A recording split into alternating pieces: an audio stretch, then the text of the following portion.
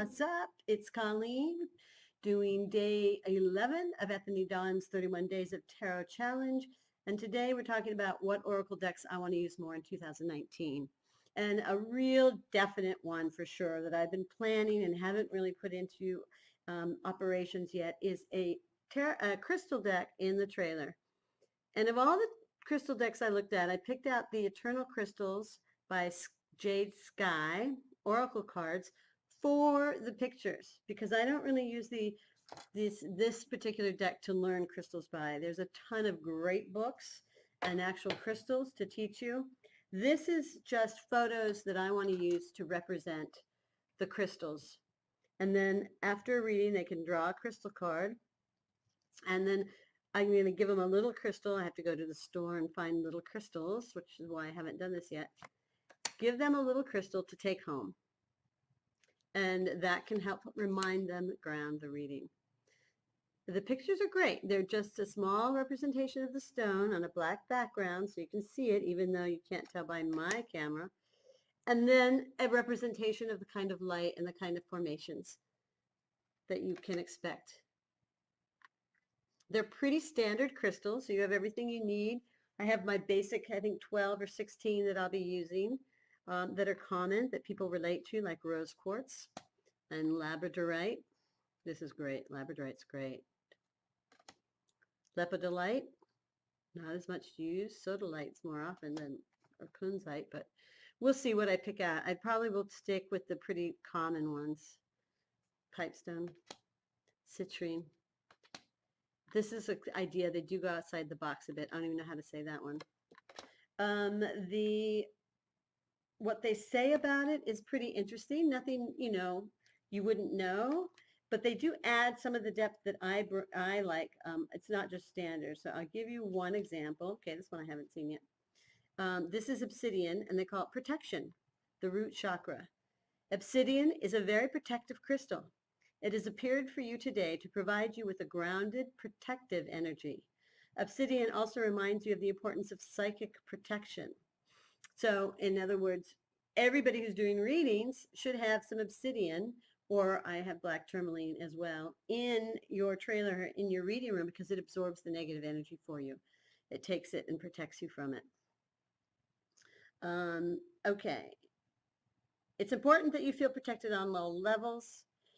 To psychically protect yourself, imagine you are surrounded by a very strong bubble of golden light. The color gold is used to keep your energy strong, and it is an excellent extra resilient to lower energies. To keep yourself physically protected when you are by yourself, take note of your surroundings. Always pay attention to any feelings or warnings that you may receive. If you have a bad feeling about going to a particular place, event, or area, notice and acknowledge that feeling. Perhaps you can be extra cautious if you do go, or you can go with someone else, or even reschedule if that's a possibility. So it's basically saying if you draw this card and you're about to go out, there may be something for you to be heightenedly aware about. Heightenedly aware. What kind of sentence was that? Okay. To protect yourself spiritually, surround yourself with as many positive people as you can. If there is someone who is quite draining or negative in your life, protect yourself with the gold bubble and before you go near their energy. Obsidian is associated with the root chakra.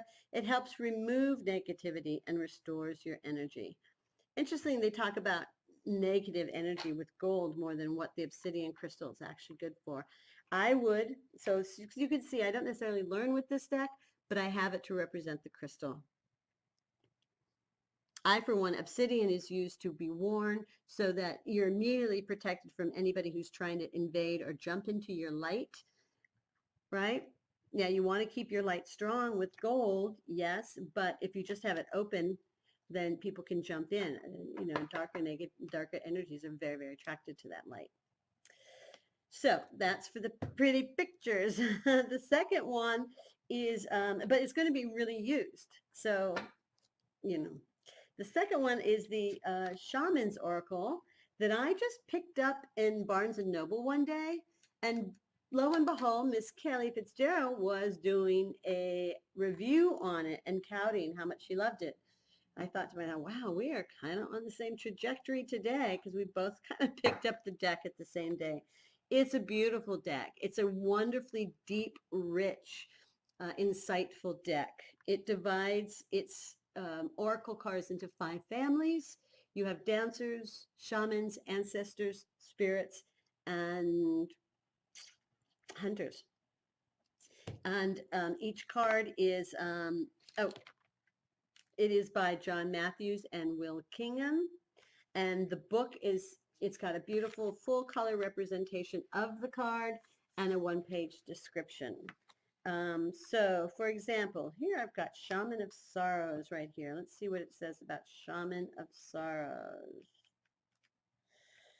I'm in Hunter's Tradition, Shaman of Tradition, Shaman of Birth. Here is Shaman of Sorrows. And the book says about this card.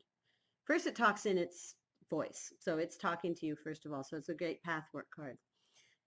I am the shaman of sorrows. I speak to you from a place of peace, hope, and transformation. I journey into the heart of pain and find ways to restore you to a state of balance in which sorrow no longer holds sway in your life. I walk before you upon any path you choose to take, protecting you from the burdens of unhappiness.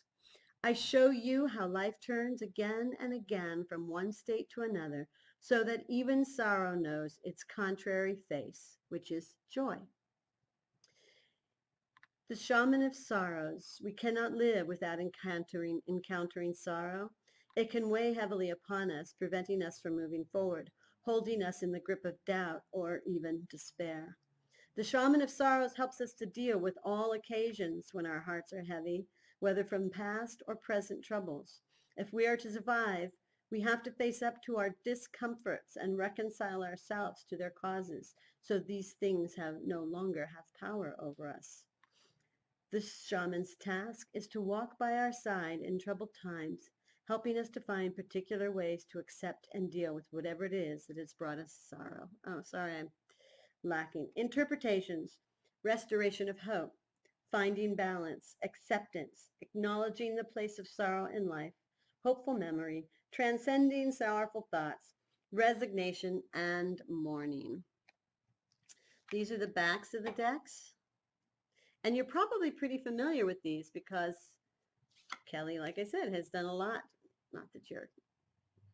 And again, here's an example. They have different borders for the different family they're in.